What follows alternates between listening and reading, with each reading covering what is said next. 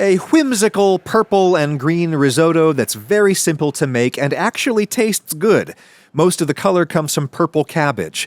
For 2 big dinner-sized portions, you'll only need a quarter of a cabbage at most.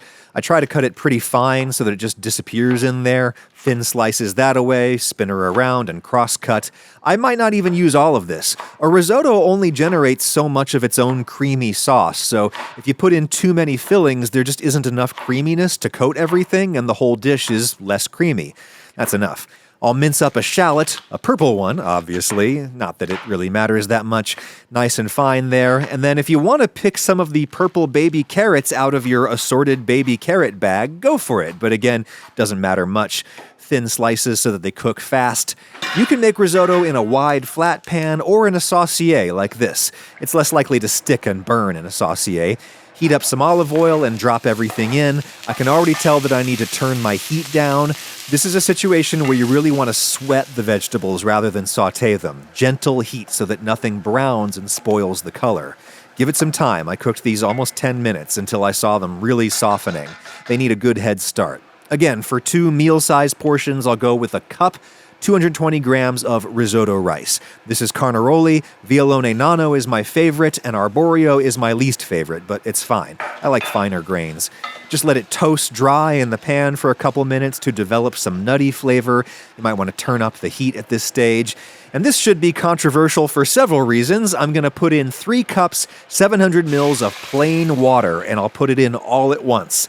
The brown color of stock would spoil the purple a little bit. Plus, we've got all the vegetables, we've got more flavors coming. We really don't need stock. I like being able to actually taste the cabbage and the carrots. Nice and clear with this plain water, though I will give it a big pinch of salt to start with. I put all the water in at once because the traditional thing where you gradually add a little bit at a time and you stir constantly, that does not make risotto any creamier. It just doesn't. I've tested that 8 ways from Sunday. What makes risotto creamy is the high amylose content of the rice varieties that we use for it. I still stir it a little for the same reason that you stir anything in a pan, and I still add my liquid in batches mostly because I don't know how much liquid my rice is going to need, and I like to just feel it out. But this recipe I've tested a bunch of times, and I just know that it's going to need at least 3 cups of water, so I might as well start with all of that in my brand new 3-quart saucier from Made In, sponsor of this video. Made In's founders have a 100-year family history in kitchen supply. They work with family-owned manufacturers to make the best affordable pans on the market, in my opinion. And if they're good enough for Le Bernardin, they're good enough for me. These stainless pieces are made in Italy. There's 5 different layers of metal in there for great heat retention and responsiveness. The ergonomic handles are so comfortable and they stay cool on the stovetop, though you can throw them in the oven, no problem. The rolled rim prevents spilling when you pour stuff out, and the angle of the walls is calculated to maximize searing area while still letting you get down into the corner with your stirring spoon. That's really important for sauces and risotto. This would honestly be a great all-purpose pan if you were only going to have one pan, and if I could only have one material, it would be stainless. So effective, so easy to clean and take care of. Use my link in the description to see Made In Stainless Collection and all of their other goodies. Thank you, Made In. Alrighty, I like a half boil for risotto, a spirited simmer. That heat looks good. While I'm waiting, I'll chop up some garlic. Especially when I need extra flavor, I really like to add my garlic at the end of cooking risotto to keep it strong.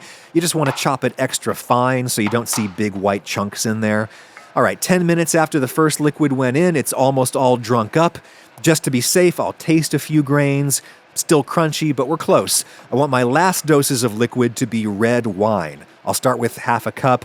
I'm adding it at the end instead of the beginning because you'll get brighter color this way. And the color of the wine itself will help, but what's even more important is the acid in the wine. The acid turns the dark purple of the cabbage into a brighter, more reddish purple that's just prettier. So you could do the same thing with white wine, or if you don't want to use any wine, you could just hit it with a splash of vinegar, and you will see that color reaction happen right in front of you. It'll brighten. I can already tell this is going to need more liquid. This could be water or wine at this stage, but I really like the bready aromas that you get from relatively uncooked red wine and risotto. Some of that is the tannins and stuff, but I also think it's just the smell of the vaporizing alcohol mixed with the cereal aroma from the rice. It smells like bread. All yeast-risen bread has alcohol in it. Yeah, I'm putting in my garlic now just to cook it a little, just to take the edge off it. And you want to stop cooking risotto when it's a little wetter than you want and when the grains are a little firmer than you want. The sauce is going to tighten and the rice is going to soften as we finish this up, so my heat is off. As much butter as you can reconcile with your value system, get that mixed in so it starts to melt. I'll do some pepper. I think the salt is going to be just right after we mix in all of this salty pecorino cheese. I like a big pile of it in a risotto. And here, now at the last moment, we will stir in the greatest food convenience of all time, frozen peas. They just need to thaw and we'll keep them bright if we add them last. This risotto is going to be too tight, too thick by the time it cools on the plate, so more liquid. I always tend to make my risotto too thick. If I can lay it flat by just shaking the plate back and forth, then I know I've kept it loose enough.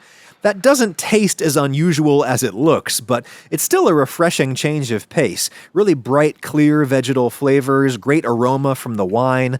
The color looks nicer under cool light than under warm light, so consider serving this one outside in the blue light of a clear summer day.